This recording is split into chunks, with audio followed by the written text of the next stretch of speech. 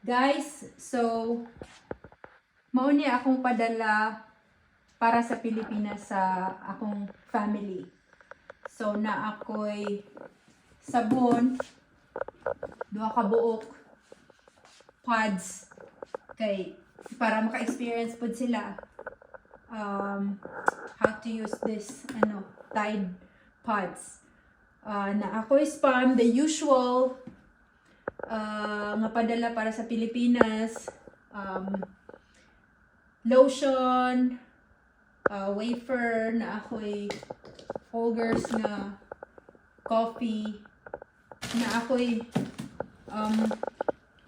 mots para sa akong mama iyang paborito nya kani since lately na ay daghan kaayong lindol sa Pilipinas, maayo kay ni siya nga padala, chargeable o pwede pod battery, usa pod asukar kay mahal ang asukar sa Pilipinas nya para sa akong mama para cream sa iyang face, hokang sapatos, rubber shoes para sa akong papa kay nag-request siya niya Adidas sa akong mama pod nga rubber shoes, toothbrush, toothpaste, shampoos, mga wines over there.